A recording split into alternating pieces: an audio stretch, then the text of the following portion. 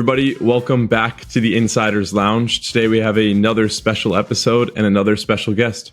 Georgia, thank you for joining me. I wanted to break down. I think if we look at your profile, let's take your LinkedIn profile for example. There's a lot to unpack. You've got roles across PR, branding, agency work. There's a lot involved. But if someone were to sit down at a dinner party with you and ask you, what do you do for work? I know that question can sometimes be complicated for certain people to answer, but I'd love to hear how would you answer that question? I think this is something that's really evolved over the last couple of years, but I say now that I run a boutique PR and talent agency, and we focus on helping athletes, talent and entrepreneurs to grow their personal brand and to make a positive impact. So I think that covers the majority of what we do. But again, like you said, I've got a lot of experience across PR, marketing. I'm also a FIFA licensed football agent. So it's, again, trying to bring through those experiences throughout my career into what I do now. But I think that's a kind of sentence that covers most of what we do. Yeah, no, it's a good summary. We'll break down slowly, get through all the different parts of your career work now, but also previously what you've worked on.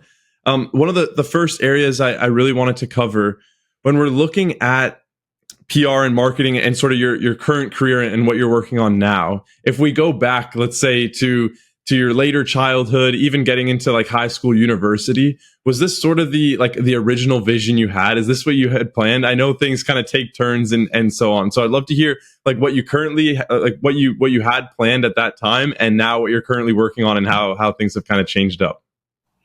Yeah, I think when I was younger, I wasn't really one of these people that desperately wanted to be a particular thing. I just knew that I love chatting to people. I love connecting with people and collaborating. So I always thought it would be something in that space.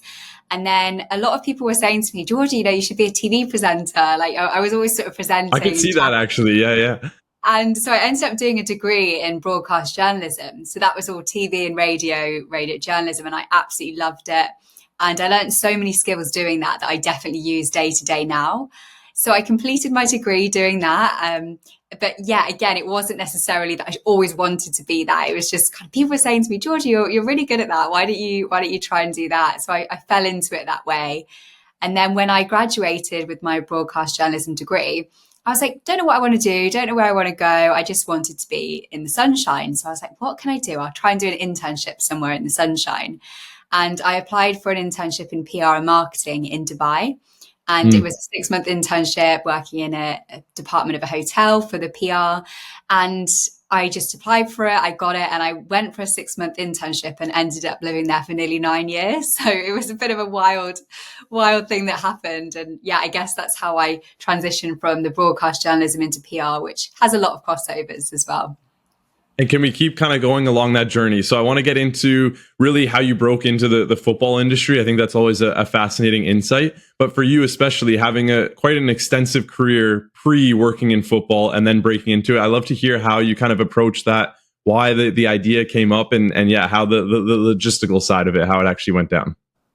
Yeah, so I mean, like I said, I lived in Dubai for a long time and I worked predominantly for an agency over there. So I worked across lots of different sectors. So we had like sport, fashion, hospitality, tech, finance. I had a real mix of working on PR and communications campaigns for those type of industries. But I've always loved sport my whole life. I played all different sports growing up. I just love watching sport. I love the power it has in bringing people together. So I always used to be like, can I go on the sports accounts if we ever had anything cool? And one of our clients at the time was the PGA Golf Tour. So I did the DP World Tour Championship in Dubai, which is one of the sort of big, it's the final course basically on the PGA Golf Tour. And that was just incredible to work on the communications team for that. And yeah, so I just always used to put my hand up really for any sort of sports clients. And I've always had that love there from being a sporty kid, really. I was never an academic kid. I was more artsy, more talking to people and playing sport. That was my vibe. And yeah, so it's kind of driven me, I guess, more and more towards football. I didn't really grow up in a massive footballing family, but my dad loved rugby and golf. And I just kind of got drawn into football from my cousin.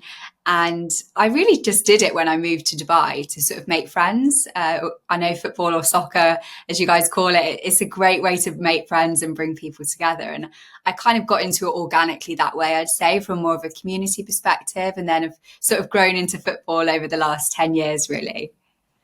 And then to become a licensed football agent, like from my experience, most people are coming through kind of the law pathway or like a scouting and recruitment pathway. But you came from like a completely unique side of things, more on like the marketing side of things. I'm curious, why was that the next step in that sort of realm of you discussing, okay, you're transitioning into the football industry now. How many years was it until you started to realize, okay, I want to get into the kind of agency side in terms of actually being a football agent? And then, yeah, how did that kind of process come to be? So I think I'd worked a lot in football. I was involved in setting up a women's football club previously, and I just always loved being involved in the community side of football, and definitely a lot of the off the pitch things. So a lot of the branding, the PR, the storytelling. I love all of that.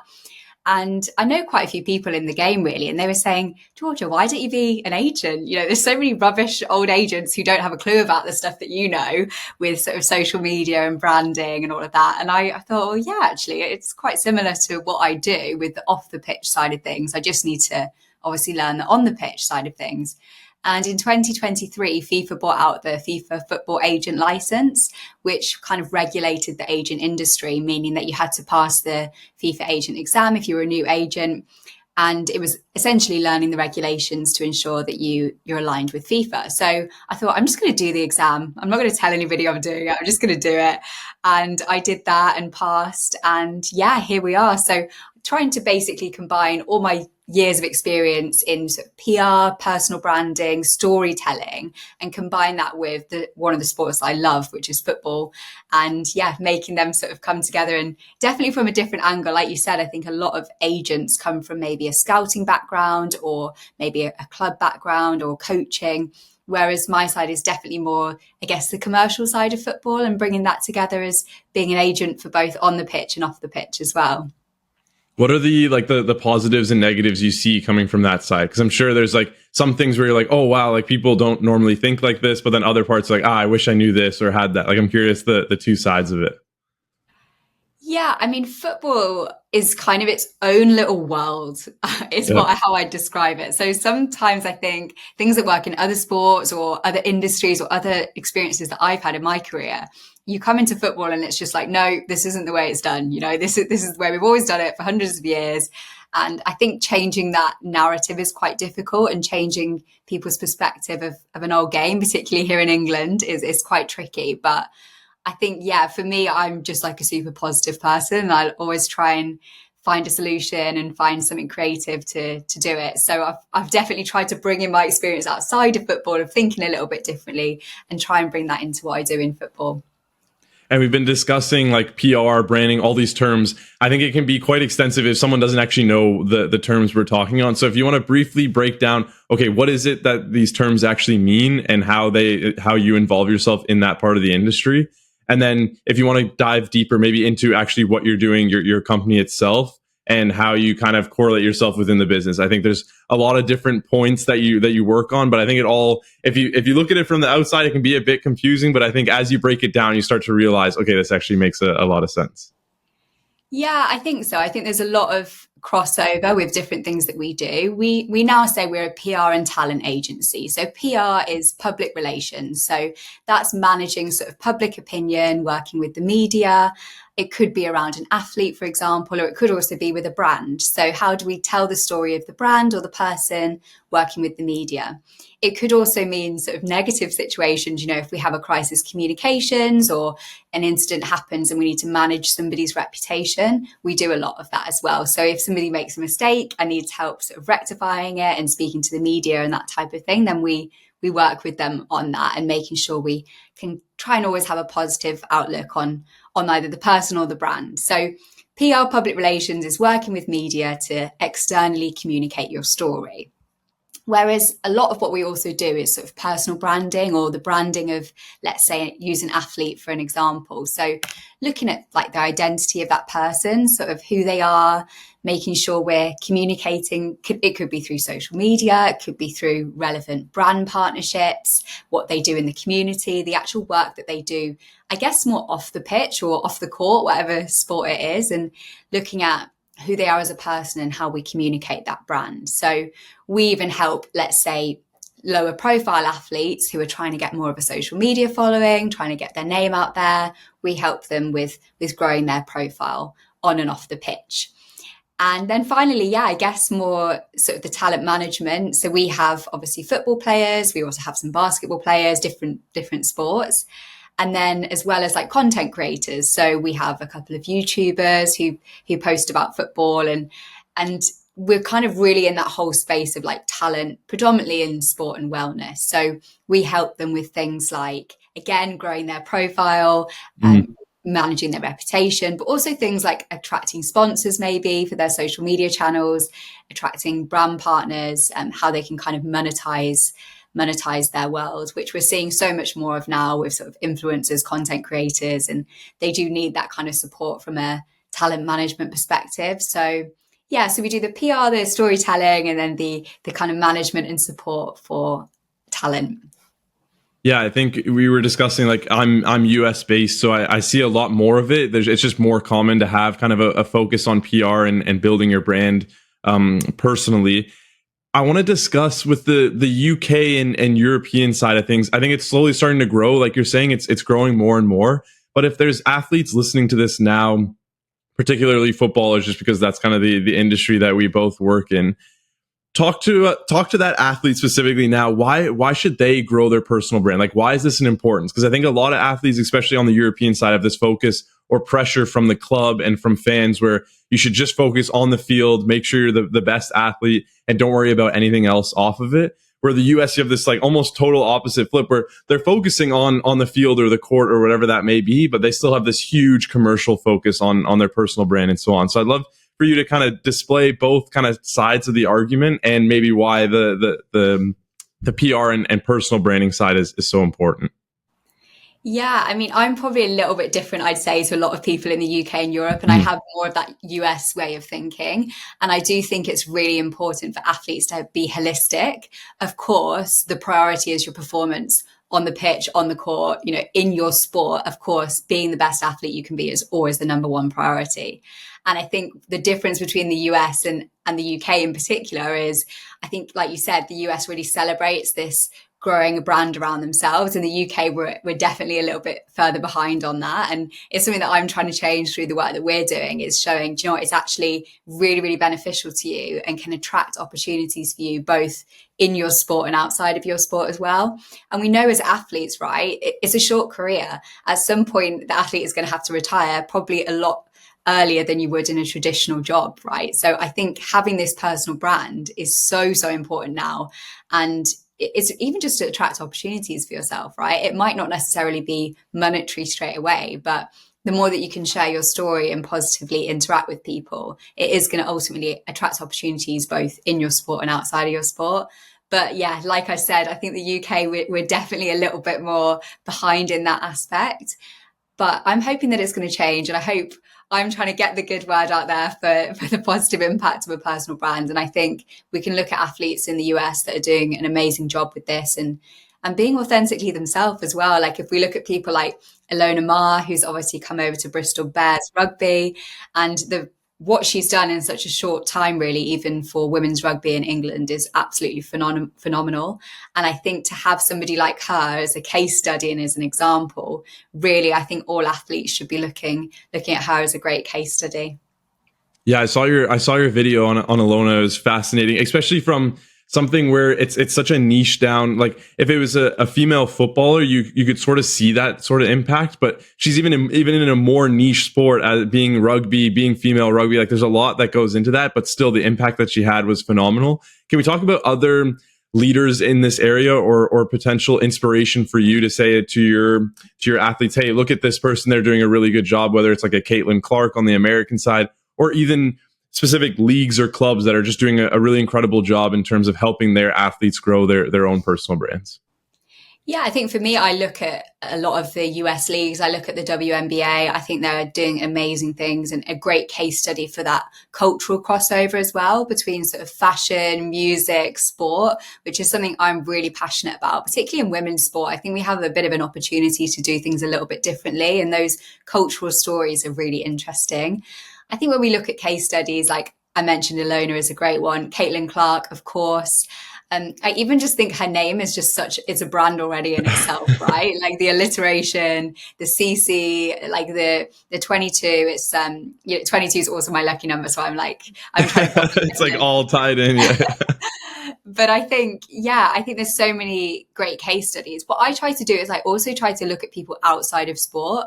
Again, bringing in that outside thinking, like who's doing really cool things in their sphere, in their world. And if you look at somebody in the UK, like somebody like Richard Branson, right? He's an entrepreneur. He's very famous for, I guess, the fact that he has dyslexia and he thinks about things a little bit differently. Obviously, he's built such big brands with Virgin here in England and the UK. So somebody like him or somebody like The Rock and the kind of brand partnerships he does and the brands that he's involved with, the brands that he's built. And I try and look at people doing things in their own sphere and like share that as a bit of an inspiration for athletes. But of course, there's so many athletes doing great things. And when I work with an athlete, we'll look at, right, kind of what are the types of things that you want to speak about? What do you want to be known for? And I think that authenticity is really important. And we can take inspiration from other people doing cool things, but just making sure that when we do it for you as the athlete, like it's really personal for that person and making sure you're true to yourself as well.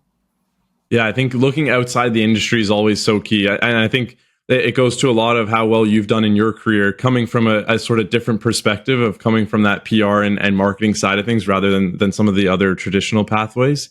Can we get into, you briefly touched on working with your own athletes or with your own creators or people under your brand.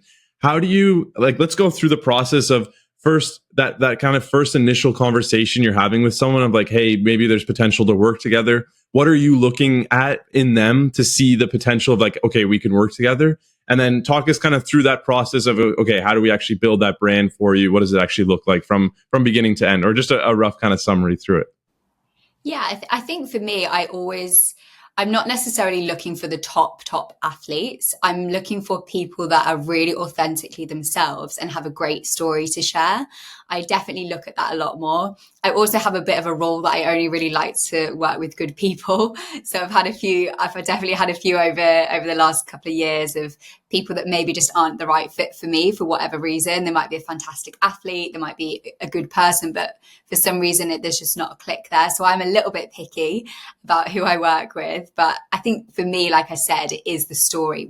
Who is this person, right? What is their story? Everybody's got a unique story to share. So I really look at that.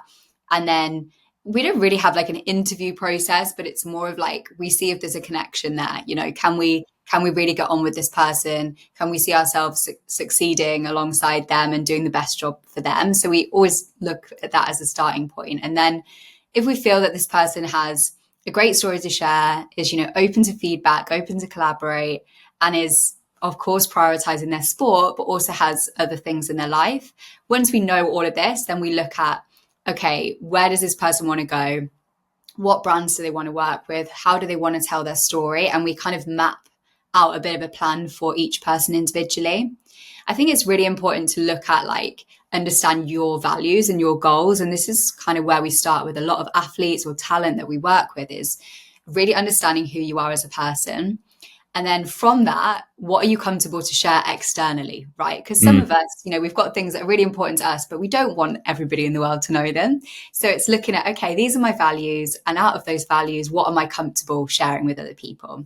Once we know that, we then come up with the sort of themes of things that you're going to talk about, both offline, so in real life at events when you meet people, and then also online as well. So looking at that social content, podcasts, media interviews, that type of thing.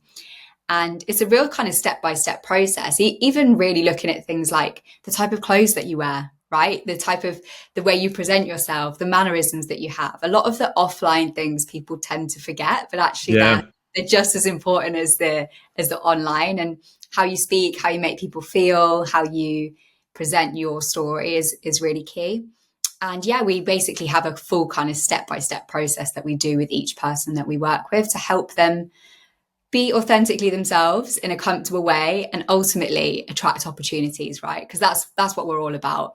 I can't promise that every person we're going to work with is going to have millions of followers and millions of dollars, right? But what I can promise is if they follow this process and we work together, they will attract opportunities, positive opportunities. And that's what I say to everyone we work with is we can promise those positive opportunities for you. What are those like specific objectives? Like are athletes coming to you and saying, "Hey, I'm looking for," we can use the example you just gave, X amount of followers or a specific brand deal or launching this brand. Like, I'm curious what they actually come with looking in terms of a service from you. What does that sort of interaction look like? I think it's obviously personal to each person that comes, but on the whole, it is people that are great athletes, they're great people, but they maybe don't know where to start with actually telling their story in the right way. So they don't know how to build their profile or where to kind of start. Or maybe, I'm working with two radio presenters right now and they already have a great profile, but they're looking to really kind of both refine their messaging and refine who they are as creators, as broadcasters. So we get people at different stages, I think, of their career, of what they're looking for, but ultimately it's people that are looking for that real guidance and real support to like push on to that next level, depending on where you're at to start with. I wanted to bring up, because I see you doing the like personal branding workshops with clubs themselves, especially on the women's side of things. And I think the women's game has so much potential. We always discuss it that it's growing quickly, but there's still so much room to grow. Can we kind of just go through those step by steps of what you're doing at those workshops, how the clubs are feeling? Because I know we're kind of discussing that the UK and Europe aren't necessarily as happy with this kind of personal branding idea, but they're still letting you do this sort of work. So there's obviously some sort of adoption there. So I'm curious the maybe the difference between the men's side and the women's side, and how you're kind of taking advantage of that women's side and really helping these brands in terms of the clubs, but also as the players themselves. Yeah, so I think from a club perspective, like you said, we've been doing these personal branding workshops, which is really just to help give the players an understanding of like what their personal brand is, because everybody has a personal brand, whether you like it or not, right? It's a combination of your online persona and your offline persona. That's ultimately what a personal brand is, and everybody's got one. So it's how can we make sure that it really is a positive and true reflection of myself, and rather than, being something negative or being perceived in a way that is incorrect. And when we look at the women's game, obviously it's something that's growing massively, and I think women really have the power to take control of their own narrative, perhaps more than the men's game. And also realistically, like, women have to find ways to make money off the pitch, because they're not getting the salaries that the men are getting, which is, reflective of where the game is at the moment. So it's understandable. But I think to an extent, women can try and take a little bit of control of this and be like, right, how can I create opportunities for myself off the pitch? How can I attract opportunities, whether that's monetary, whether that's media work or brand opportunity, like whatever it is, it's there for the taking, basically, particularly in the women's game. In the men's game, I find often that they already have the platform, right? They already have a lot of followers, because obviously there's more people on the whole watching the games. But I think sometimes then they rest too much on the laurels, right? And then it comes towards the end of the career and they're like, oh my gosh, what am I going to do now? Like, what actually is my identity outside of football? Because ultimately they're going to retire, or there could be an injury, or could there be something that happens. So if you can be building your brand at the same time, I think that's a really powerful thing from the men's perspective. I think mentioning the clubs, like, there's definitely some resistance from some clubs, but I think on the whole, clubs are open to anything that brings more fans in, creates a positive interaction. But again, it's that understanding, I think, not understanding where, like, if the personal brand is going to take away from the club.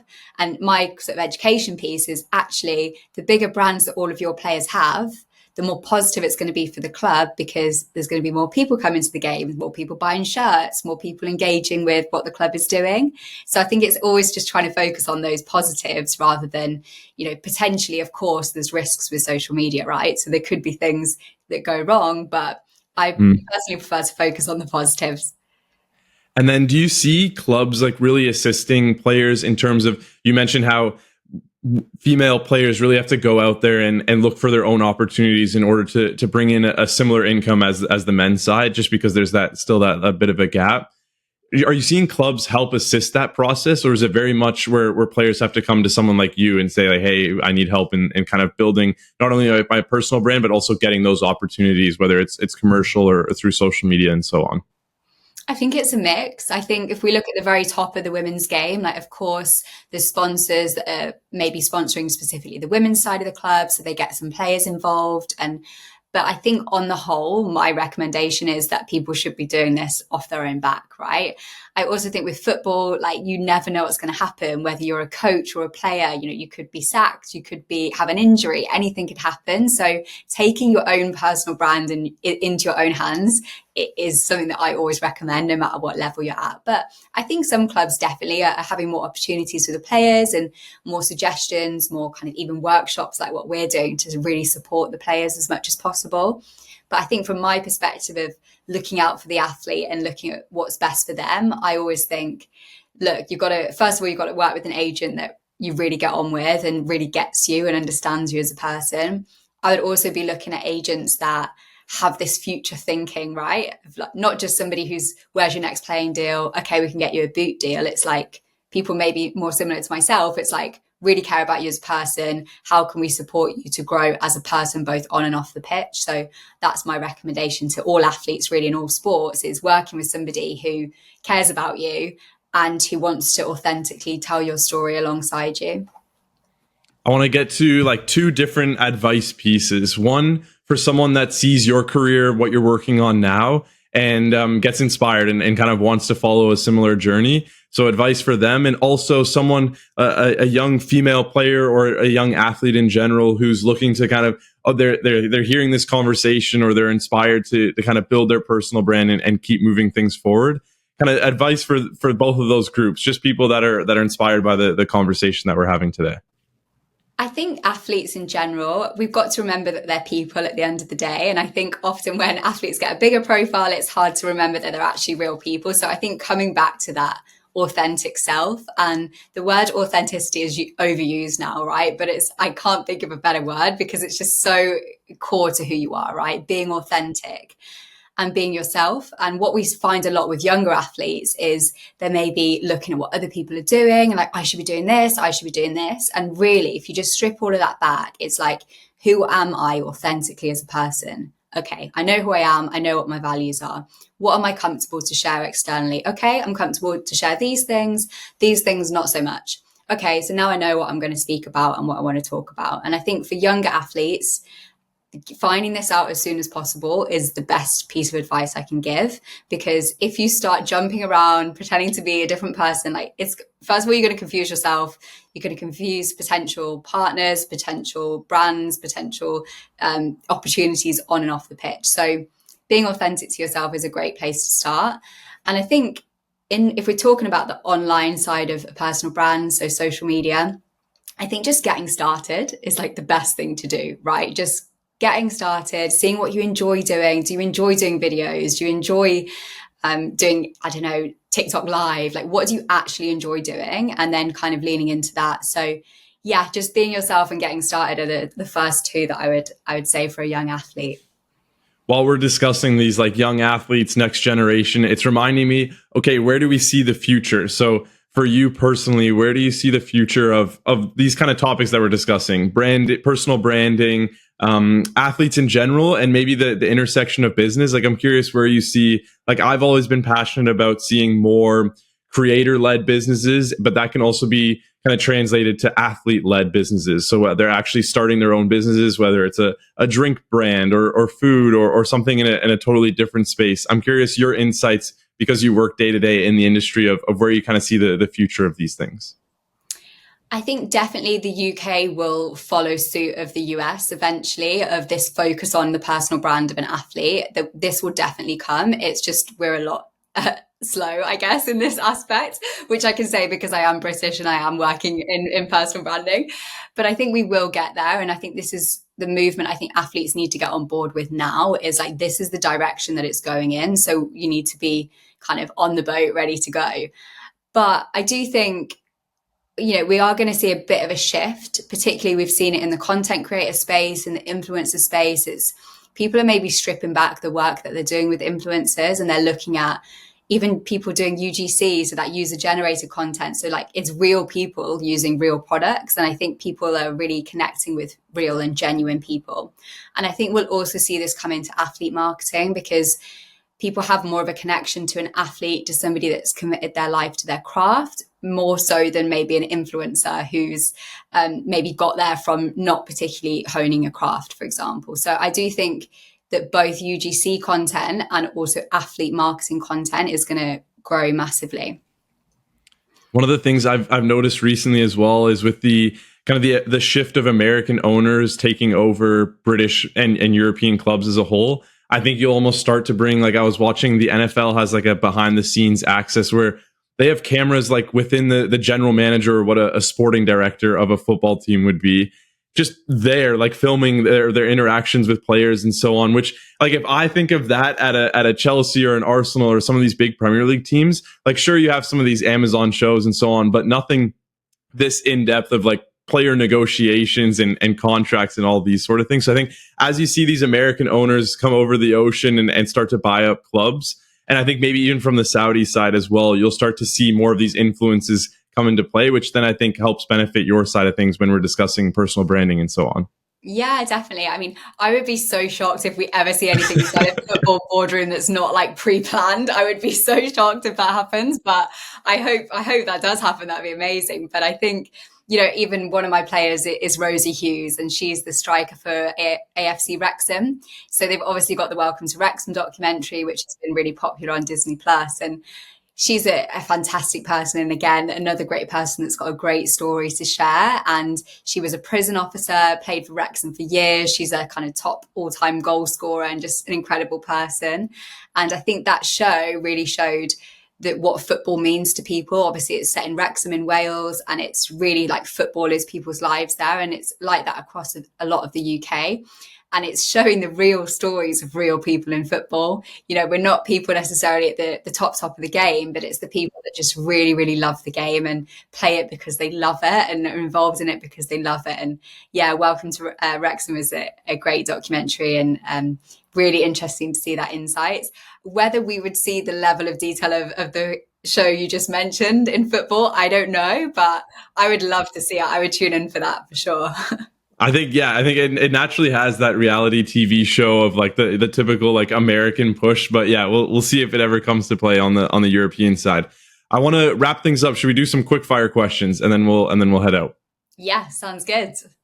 The first one I have is, what is the biggest misconception that brands have about female athletes? I think that's still a space that's underutilized and that can still be kind of pushed forward a bit more. So I'm curious the biggest misconceptions there.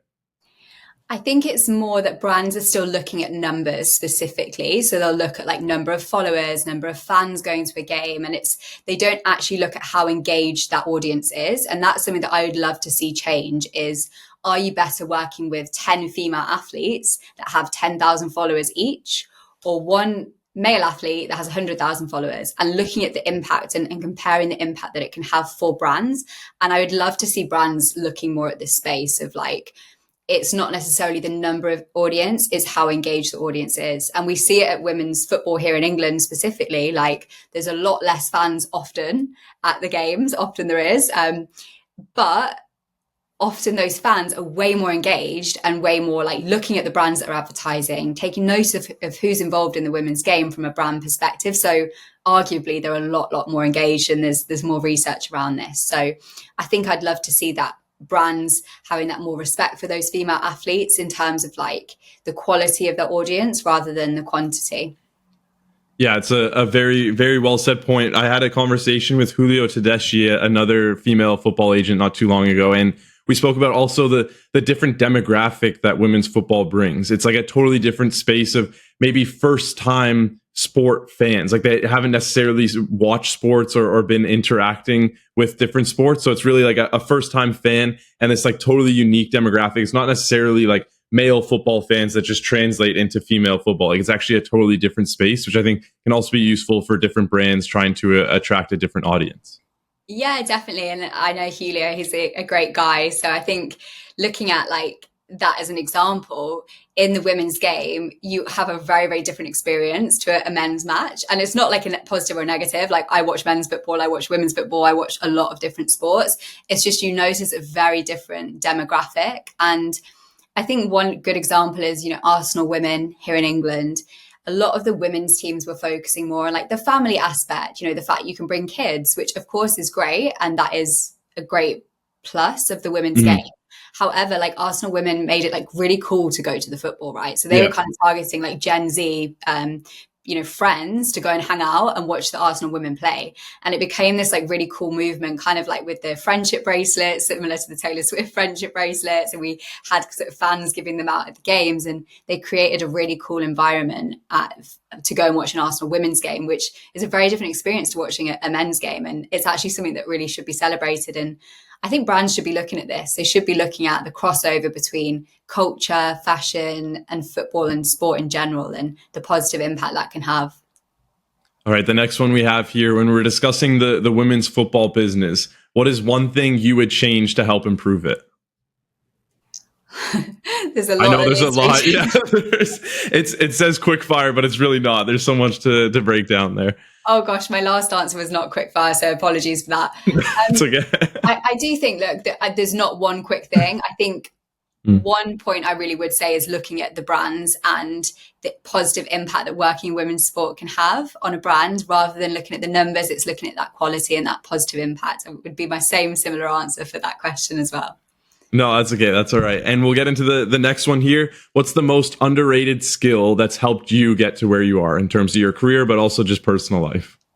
Positivity. 100% positivity, and having a thick skin, and just trying to really look at things with a positive outlook, because especially working in sport, there's so many highs and lows. And I think just having that positive outlook has really helped me both personally and professionally as well. There's something about choosing your attitude towards circumstance, and I think that's you've kind of nailed that on the dot. So yeah, no, I like that one. The next one, what's the most underrated habit or routine that you swear by? Do you have something kind of nailed down? I know I always see kind of your day in the life and so on. There's some things that you could draw out from those. I think definitely I really take pleasure in the small things in life. I love going for a walk. I love like going to my local coffee shop. Like I know them all in there. Like I know like all about their lives, and they're probably like, this girl is back again. She's crazy. But I really enjoy just going for a walk and having a coffee. And I think connecting with friends and doing those simple things, because life can be crazy. So yeah, simple pleasures, like having my nice coconut milk latte, which I love, which makes me sound like a massive diva now, because that was like a really bougie coffee order. But a coffee and a walk is what I love. No, that's good. And the last one here, if you could sit down with one person for a meal, past or present, who would it be and why? This one does change as I go on, but I have to say, a bit of a rogue one, the king of rock and roll, Elvis Presley, is who I would sit down with. Because I feel like he was one of the first people who absolutely just nailed his personal brand and was just so true to himself and ignored everything else that was going on in the music industry. Got so much hate initially for his music, but was just such a rock star, obviously. And yeah, he would be the person I would sit down with is Elvis Presley. I'm curious, is there someone today that you see that could be like the Elvis Presley of our generation? Do you see that, or is there not really someone that can compare? Do you know what's really funny? My sister is an artist, so I have to say her. She's nothing like Elvis, but I will say her because I would be a terrible sister otherwise. But my sister is called Bella May, and she is a country pop artist signed with Universal Music, and she's incredibly talented. So I have to say my sister, Bella May.